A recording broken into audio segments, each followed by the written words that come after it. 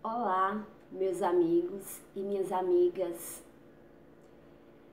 Hoje eu tô gravando esse vídeo que não vai ser muito fácil para mim recordar algumas coisas, falar algumas coisas que eu vivi, no qual eu nunca compartilhei com ninguém, mas há algum tempo o Senhor tem colocado no meu coração um desejo de dar o meu testemunho, de compartilhar com pessoas aquilo que Ele fez na minha vida, de onde Ele me tirou e aonde Ele está me levando. A minha vida não foi fácil. A minha caminhada foi bem complicada e continua sendo, mas a cada amanhecer Ele tem renovado as minhas forças. E quando eu olho para trás e vejo tudo aquilo que eu já vivi, tudo aquilo que eu já passei, hoje eu digo para você que a minha vida é perfeita. Eu não sei se eu vou lembrar de tudo que eu passei, né? Ontem eu fiquei a noite toda pensando, recordando algumas coisas, até anotei algumas coisinhas aqui no meu caderninho para eu não deixar de falar alguns pontos bem importantes do meu testemunho de vida.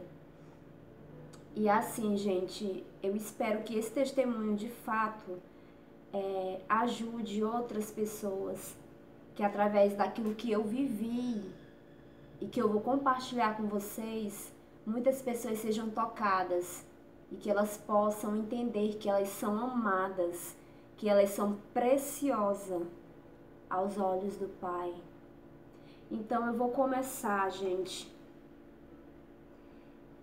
Eu vou começar falando dos meus pais, né? De quando eles casaram. O meu pai, ele era católico, mas ele não frequentava a igreja. Ele conheceu a minha mãe e eles começaram a namorar. A minha mãe era evangélica, da Assembleia de Deus, e toda a família da minha mãe é evangélica também, da Assembleia de Deus. E eles começaram a namorar e logo eles casaram. Creio que eles namoraram 1 ano e pouco tempo depois que eles casaram, a minha mãe acabou se afastando dos caminhos do Senhor, né? Porque o meu pai bebia muito e ela não se sentia tão bem em ir só para a igreja, né? Acabou se desviando. Então, eles tiveram a minha irmã, né, que é mais nova do que eu, 4 anos, somos só nós duas. E durante toda a minha infância, eu era uma menina comportada, né, obediente. E eu sempre via os meus pais, principalmente o meu pai, né, bebendo e tal. Mas a minha infância toda eu frequentei a Assembleia de Deus. Eu ia com a minha avó, né, para a escola dominical todo domingo, até os meus 10 anos de idade. Nos meus 12 anos, a gente mudou de casa, né? A gente foi morar na nossa casa. Porque até então, a gente morava em uma casinha de taipa, né? Que é feita de areia, de barro. E não era nossa, era emprestada. A gente mudou para nossa casa, meu pai comprou e construiu com muito trabalho. Então, galera, com os meus 12 anos, eu comecei a conhecer pessoas, né? Alguns amigos no bairro novo em que eu morava, eram pessoas super legais, até hoje são. Mas a gente curtia rock, eles curtiam rock e eles acabaram me apresentando o rock. E eu gostei demais, né? Passei a levar o rock como um estilo de vida. E a gente começou, nos meus 14 anos eu fui ao meu primeiro show de rock. Eu era uma menina antissocial um pouco ignorante, mas não fazia nada de extravagante. Então começamos a ir para os shows de rock nos meus 14 anos e fui em vários shows, dentre eles Sepultura, Xamã, Angra e alguns outros que eu não me recordo bem agora. E com os meus 15 anos eu dei o meu primeiro beijo, né? Eu era uma menina calma em relação a namoro. Dei o meu primeiro beijo aos 15 anos em um rapaz que morava próximo da minha casa, mas esse namoro não durou muito tempo. Foi cerca de um mês, a gente se afastou e tudo bem. Aos meus 16 anos eu comecei a beber. Eu não era uma pessoa que bebia com frequência, mas quando a gente saía para algum lugar, para alguns shows de rock, eu bebia socialmente com os meus amigos e os meus pais não sabiam. Nessa época eu namorava um rapaz que morava em outra cidade, nosso namoro era super saudável, tranquilo, mas eu me sentia muito sozinha, né? Porque ele morava em outra cidade, eu ficava só, mas tudo bem, até porque os meus amigos supriam a falta que ele me fazia. Aos meus 18 anos, em uma época de Semana Santa, eu viajei com o meu namorado e as primas dele, né, para um sítiozinho. E lá eu comecei a vomitar muito, vomitava, comecei a passar mal e a gente voltou para casa. No dia seguinte, do nada, eu já estava magra, eu creio que eu perdi uns 2 quilos de um dia para o outro. E eu sentia muita fome e eu comendo, a minha mãe correndo atrás de fazer tudo pra mim, né? A tempo e a hora, preparando lanches, e aí eu começava a vomitar e ninguém entendia o porquê que eu estava assim. Eu comia e vomitava, e os dias iam se passando e eu perdendo mais peso. A minha mãe começou a me levar para os hospitais, fazendo todo tipo de exame. E a gente não sabia o motivo, as pessoas já estavam olhando para mim com olhos estranhos. Dias depois eu fiquei sabendo que pessoas diziam que eu estava com AIDS, outras diziam que eu estava grávida, sendo que naquela época eu não tinha tido ainda nenhum tipo de relacionamento sexual. E aquilo foi me abalando. E eu cheguei a um dia que eu fiquei com 35 quilos. Uma menina de 1,68 m com 35 quilos. Eu fiquei altamente triste, deprimida, eu não saía mais nem na calçada lá de casa. Quando a minha mãe chegou, né, com o resultado dos exames, e ela chegou falando: Bárbara, você tem diabetes. Na época, eu não entendia o que era diabetes, então eu fiquei tranquila, eu falei: mas tem cura? Ela: tem não. Só que eu não entendia, eu não compreendia de fato o que era ter diabetes, o que era viver com diabetes.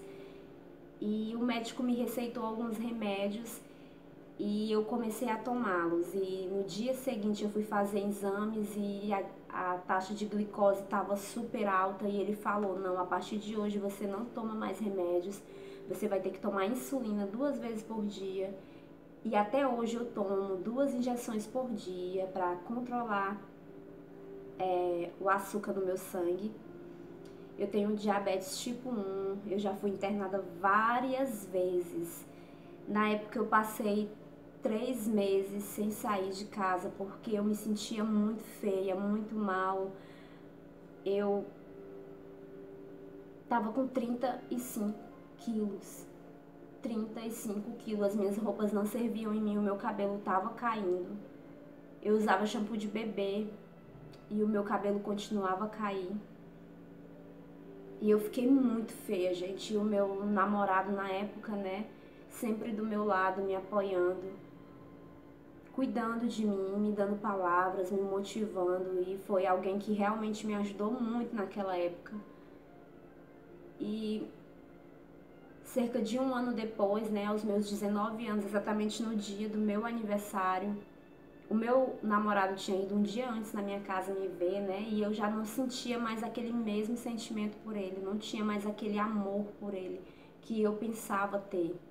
Então, no dia do meu aniversário, eu fui até uma lan house, entrei no meu Facebook e lá tinha mensagens de um rapaz que havia me adicionado e eram mensagens muito bonitas, mensagens no qual ele tentava me conquistar, né? E eu muito iludida com aquilo tudo, afinal eu não tinha vivido relacionamentos, eu apenas tive um namorado e e era à distância e eu me sentia carente. E esse rapaz veio com conversas, me chamando para sair, dizendo que tinha ganhado um presente, e me ver na internet foi algo assim maravilhoso para ele. E eu lembro como se fosse hoje, gente, que ele me chamou, ele me pediu que fosse para ir até minha casa, porque ele morava em um bairro próximo e ele queria me conhecer. Então, ele foi até a minha casa, a gente se conheceu, mas na minha cabeça não passava nenhum tipo de interesse, né? Apenas eu estava encantada com tudo aquilo que eu nunca tive antes, né? E ele chegou na minha casa com presentes, já foi me tratando muito bem e dando toda uma assistência que o meu namorado não me dava. E eu já não gostava mais dele como antes, então o que eu fiz? Eu terminei com ele. E esse rapaz começou... Aliás, esse rapaz começou a me dizer: termina com teu namorado, porque eu quero namorar contigo, eu moro aqui perto, eu estou apaixonado por você, eu quero viver com você. E eu, como uma menina tola, apesar dos meus 19 anos, eu acabei cedendo às palavras dele. Terminei com meu namorado na esperança de que esse rapaz fosse me pedir em namoro. E isso não aconteceu. Cada dia que passava, eu me iludia mais por ele. Ele me tratava como uma joia preciosa. Ele me levava presente praticamente todos os dias, me levava para os lugares melhores de Teresina. E eu me sentia muito amada por aquele rapaz. E um dia ele me chamou para sair, um dia à tarde, e disse que ia fazer uma surpresa. Eu não sabia o que era. E a gente foi para um bairro muito, muito distante. E eu já estava tão apaixonada por ele que eu não estava nem aí, eu estava cega de amores. E ele olhou para mim e falou assim: eu tenho certeza que você vai amar a surpresa que eu vou lhe fazer. E eu toda empolgada, né? Quando eu me deparo, ele entra em um motel. Ele entra em um motel e eu comecei a chorar e disse que ali eu não queria ficar. Ele saiu rápido de dentro do motel e disse: pois eu vou lhe deixar na sua casa e eu nunca mais quero olhar na sua cara, eu nunca mais quero te ver. Acabou tudo, você me decepcionou. E ele começou a falar palavras que me deixaram com medo de perder ele, me deixaram tristes, me fizeram me sentir assim, não preciosa, né? Me fizeram me sentir no lixo. E naquele instante eu falei: pois volta pra lá. E ele voltou para aquele lugar. E lá eu perdi minha virgindade com ele, né? Eu me deixei ser enganada, eu me deixei ser iludida. Eu não culpo ele 100%, mas a culpa foi minha, porque eu não tive a sabedoria necessária para aquele tempo, né? Então, a gente ficou, não foi bom, eu não gostei, eu me decepcionei. Não era o que eu esperava, não era o que eu queria. Então, no dia ele foi me deixar em casa e no dia seguinte, quando eu estava na escola, ele simplesmente me mandou uma mensagem dizendo: acabou tudo. Acabou tudo.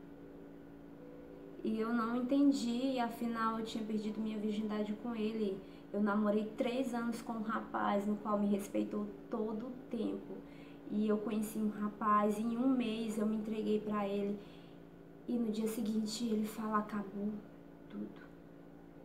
Naquele momento eu não compreendi nada e me senti no lixo. Deprimida, triste, angustiada. Comecei a ligar pra ele, ele não me atendia.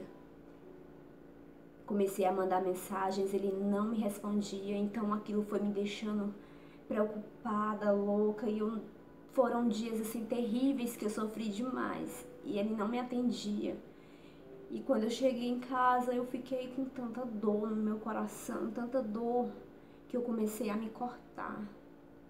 Eu cortava os meus braços, até hoje eu tenho algumas cicatrizes no meu braço.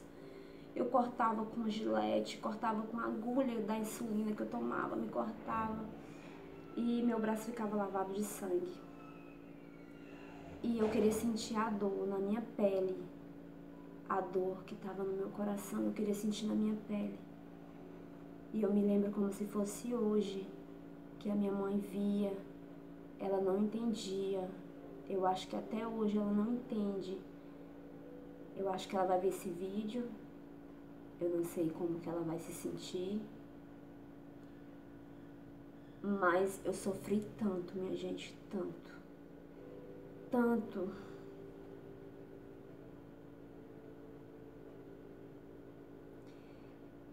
Eu comecei a ligar pra ele, pedindo chance, pedindo pra que ele voltasse pra mim. Eu me humilhava pra ele, pedindo pra que ele ficasse comigo. E o engraçado é que ele me procurava, mas somente pra saciar as vontades dele. E eu, como uma escrava apaixonada, acabava cedendo sempre, sempre. Até que eu coloquei na minha cabeça que eu não ia mais continuar com ele, porque ele tinha me feito sofrer. E aquilo foi acabando, aquele sentimento que eu tinha por ele foi acabando, foi acabando. E eu queria descontar tudo que eu vivi. Eu comecei a sair para as festas, eu comecei a frequentar pagode, forró, tudo quanto era festa na minha cidade. E eu começava a beber. E eu ficava com os meninos, mas eu ficava somente uma vez e eu não ficava a segunda porque eu tinha medo de me apegar. Acabei me tornando uma menina que as pessoas falavam mal. Eu tinha vergonha das minhas atitudes, mas eu continuava a fazer porque eu não acreditava mais que a gente podia amar. Eu não acreditava mais que existia o amor entre um homem e uma mulher e que eu tinha que aproveitar a minha vida. Eu saía praticamente todos os dias. Eu me matriculei em uma escola à noite, mas eu não ia para a escola todos os dias. Ou então, quando eu ia, eu saía mais cedo para beber com as minhas amigas. E a gente ia pra festa e lá aparecia alguém que pagava bebidas e a gente bebia. E aquilo acabava me satisfazendo. Era uma satisfação momentânea. Eu bebia demais, demais. E no dia que eu não saía, que eu não encontrava ninguém pra sair, eu ficava louca, louca, porque era como se faltasse algo dentro de mim, é como se tivesse um buraco que só era preenchido com farras, com bebidas, com amigos. E eu me sentia um lixo, um lixo. Eu não tinha valor. Eu não tinha nenhum valor. Eu acabei caindo realmente no fundo do poço. Sabe quando um poço fundo.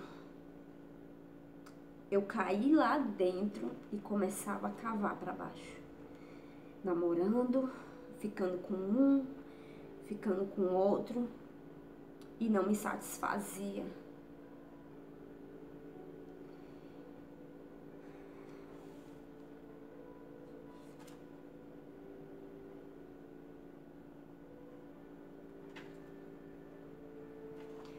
Até um dia, aos meus 21 anos, que eu conheci um outro rapaz e a gente começou a ficar. Eu ficava com ele frequentemente, conhecia ele em uma balada, mas não era nada sério, a gente ficava com frequência e eu comecei a ficar só com ele. E a minha mãe já tinha vergonha de mim, os meus pais não tinham mais esperança em mim. Eles se sentiam envergonhados por ter uma filha rebelde, uma filha que fazia muitas coisas erradas. Eles não me amavam mais, era o que eu pensava, né? Porque eles me tratavam muito mal, mas sempre me dando tudo que eu necessitava. Tudo que eu precisava, eles estavam ali do meu lado para me ajudar, para me dar. Eu não trabalhava. E aí um dia eu recebi um convite de uma tia minha para ir a um encontro da Igreja Batista Filadélfia. E eu fiquei muito entusiasmada com esse encontro, afinal, todo mundo falava muito bem desse encontro, que era algo maravilhoso, que transformava vidas, que ajudava as pessoas a sair da realidade que elas se encontravam. E se a gente quisesse mudar a nossa vida, que a gente fosse até aquele encontro. E aí eu passei a imaginar várias coisas esse encontro. Eu imaginava que era uma balada, eu imaginava que lá ia ser uma festa, eu imaginava que ia ser um dia de beleza, mas eu não sabia de fato que era um encontro, porque até então tinha que ser segredo. E aí eu cheguei até esse rapaz que eu ficava e falei pra ele, eu vou pra um encontro com Deus. E ele me falou, que dia? Aí eu falei a data e ele disse, pois a partir dessa data a gente não vai mais ficar. Daí eu fiquei com muito medo, porque eu gostava de ficar com ele. Eu não era apaixonada por ele, eu não gostava dele, mas eu gostava de ficar com ele, né? Até porque eu me aquietei um pouco mais. E aí ele disse, a gente não vai mais ficar porque eu já fui para um encontro desse e ele transformou a minha vida. E hoje eu me encontro onde eu estou porque eu deixei os caminhos do Senhor. Mas eu tenho certeza que a sua vida vai ser mudada. E eu disse assim, pois eu não vou porque eu quero continuar ficando contigo. E ele falou, pois fica a seu critério, mas eu te aconselho aí porque é algo realmente transformador. E os dias foram se aproximando e eu um dia dizia que ia, outro dia eu dizia que não ia. E quando faltavam poucos dias eu disse para os meus pais que eu não iria. Eu não vou. E aí a minha mãe falou, tudo bem, fica a seu critério. E aí no dia do encontro, eu amanheci o dia e disse, eu vou para esse encontro. E a minha mãe ficou toda feliz e eu fiz as minhas malas. E quando passou meia hora eu desfiz as minhas malas e disse que eu não ia, porque eu não queria ir. E aí a minha mãe falou, você que sabe. E aí na hora eu falei, eu vou pro encontro. Quando faltava acho que 2 horas, 1 hora antes, eu disse, eu vou pra esse encontro. Mas eu vou morrer, mãe, no meio do caminho, a culpa vai ser sua, esse ônibus vai virar, não sei o que vai acontecer, mas eu vou morrer e a culpa vai ser sua. Eu me lembro como fosse hoje, que eu subi na moto do meu pai com ele, com a mala, e eu disse, mãe, eu vou morrer e a culpa vai ser sua. A culpa vai ser sua porque eu vou morrer lá. E eu fui pra igreja. Quando eu cheguei lá, uma tia minha também ia pra esse encontro, a gente ficou junto e eu chorava o tempo todo. Eu chorei o caminho todo e eu dizia, tia, eu não quero ir porque eu vou morrer. E ela disse, pô, desce do ônibus. E eu falei, eu não vou descer. Eu vou, mas eu vou morrer. E aí a gente começou a chorar, né? Eu acho que